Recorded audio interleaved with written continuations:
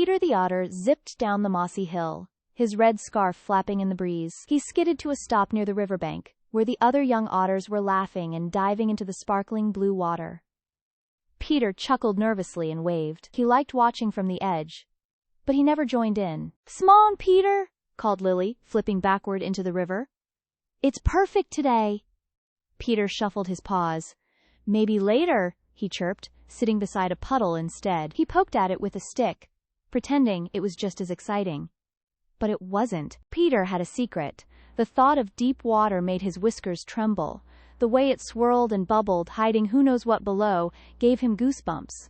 What if he sank? What if he got swept away? He didn't want anyone to know he was scared. That night, Peter's grandma tucked him in with a kiss. "You know, when I was little, I was scared of diving too," she whispered. Peter's eyes widened. "Really?" She nodded. "But courage isn't about not being scared. It's about doing things even when you are." The next morning, Peter woke to find a trail of shiny river stones leading away from his den. Curious, he followed them through the woods, over the hill, and down to a quiet glade, where the river babbled softly and sparkled in the early light. On a smooth, flat rock sat a note in Grandma's handwriting. "Today's a good day to be brave."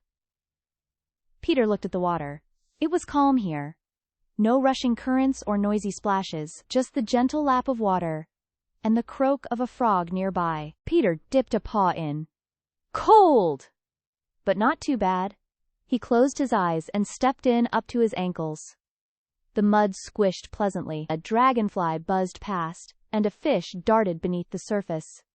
Peter giggled. This wasn't scary. It was kind of fun. He waded in farther, up to his belly now. The water swirled around his fur, but he kept his eyes on the shore. "You're doing it, Peter," he whispered to himself. His heart thumped, but something in him felt a little lighter, a little stronger. Suddenly, a loud splash echoed nearby. "Lily!" She popped up with a grin. "I knew you'd try it someday." Peter blinked. "You followed me?" "Of course," she said. "You looked like you needed a friend." Peter smiled. "Maybe I do." Lily swam beside him, showing him how to float on his back and move his paws gently. "You don't have to dive," she said. "Just feel the water." Peter nodded, trying to float. He wobbled, snorted water, then laughed. "It tickles my nose!" They spent the morning paddling in circles, Peter sticking to the shallow edge while Lily zipped in zigzags. Each splash made Peter giggle instead of flinch. He even dunked his head once, just a little, and came up sputtering but grinning. Back on the shore, Peter shook out his fur. "I didn't dive, but I swam," he cheered. Lily gave him a high five. "You were brave." Peter touched his scarf. I think Grandma was right. The next day, Peter returned to the glade. Alone this time. He stepped into the water with steady paws.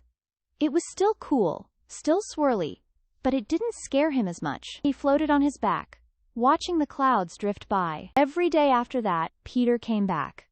Sometimes with Lily, sometimes alone. He explored the shallow edges, met turtles, waved at fish, and learned how to splash just right to make a rainbow in the spray. One afternoon, a little squirrel stood nervously at the water's edge. "I want to try, but what if it's too deep?" Peter smiled and offered a paw.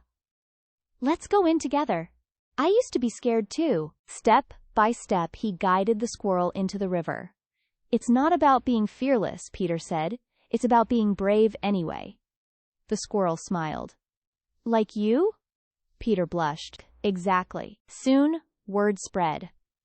Other animals came to the glade to try the water. Hedgehogs, mice, even a shy fox. Peter became known as the river guide, always ready with a grin and an outstretched paw. One morning, the otters invited Peter to the big splash festival. He hesitated. There would be diving and deep water. But he thought about all the friends he'd helped. He puffed up his chest. "I'll come." The riverbank was packed. Otters spun and flipped through the air. Peter stood at the edge, heart thumping. Lily nudged him. "You don't have to dive. Just do what feels right." Peter nodded. He took a deep breath and stepped forward. The crowd hushed. Peter bent his knees, counted to 3, and... splash! He belly flopped into the river with a giant kersploosh. Water shot everywhere. Peter surfaced, laughing and gasping. The crowd cheered wildly. Lily swam up and shouted, "That was epic!" Peter grinned. Not graceful, but brave. From that day on, Peter swam every day, sometimes diving, sometimes just floating. The river was no longer scary. It was his playground, his classroom, and his stage. Peter never forgot how it felt to be afraid, and that's why he was always the first to help someone else find their courage, whether they were facing deep water or something entirely different. And every time he splashed into the water, scarf fluttering behind him, Peter smiled wide. Because he knew he was braver than he ever believed he could be.